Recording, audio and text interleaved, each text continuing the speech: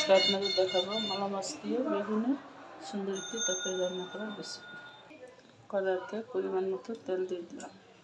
তো তেলটা গরম হয়ে গেছে, এখন নিয়ে নিব পেঁয়াজ কুচি দিয়ে দিব। পেঁয়াজটি আমি হালকা ভেজে নিব। দিয়ে দিব রসুন বাটা, দিয়ে দিব লবণ, মরিচের পাখি সামান্য দিব, কারণ কাঁচামরিচের ডালটা আমি দিয়ে দিচ্ছি। দিব হলুদের গুঁড়ো, দিয়ে দিব ধনিয়ার গুঁড়ো পরিমাণ মতো, সামান্য একটু পানি দিয়ে দিব।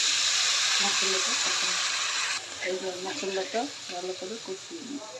মশলাটা কষানো শেষ, এখন মাছগুলো সেঁকে দিয়ে দিই।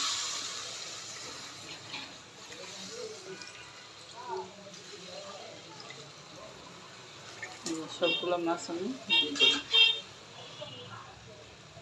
বেগুনগুলা ধুয়ে সেঁকে নিলাম, দিয়ে দিব একটু লবণ, একটু হলুদ, মরিচ নিয়ে বেগুনগুলো মেখে রেখে দিব। বেগুনগুলো আমি মেখে রেখে দিলাম। আমি একটা টমেটো দিয়ে দিলাম স্বাদের জন্য, দিয়ে এগুলোর সাথে আমি ভালো করে মেখে রেখে দিলাম। এই যে মাছগুলো আমার কষানো হয়ে গেছে, এখন বেগুনগুলো দিয়ে দিব। দিয়ে সামান্য নাড়াচাড়া দিয়ে দিব।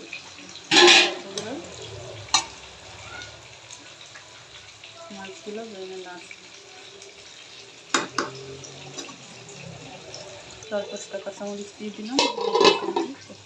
ঢাকনা তুলে মাছটা উপরে একটু জিরা পাখি দিয়ে মাছটা নাড়াচাড়া দিই হালকাভাবে, যাতে করে মাছগুলো বেগুনে নেয়।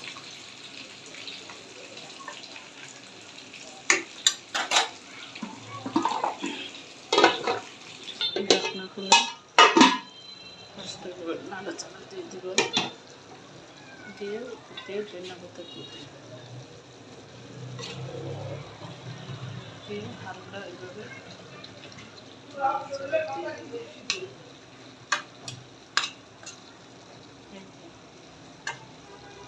হয়ে গেছে আমার বেগুন দিয়ে মালা মাছের তরকারি রান্না করে। খুবই সে সবাই কমেন্টস করে জানাবেন।